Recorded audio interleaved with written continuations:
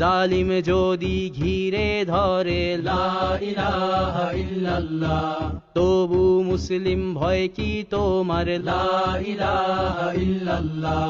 ভয় করি না বুলেট বোমা লা ইলাহা ইল্লাল্লাহ,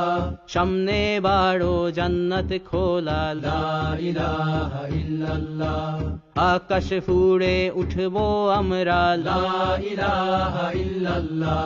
সরিয়ে দেব পাহাড়কে আজ লা ইলাহা ইল্লাল্লাহ,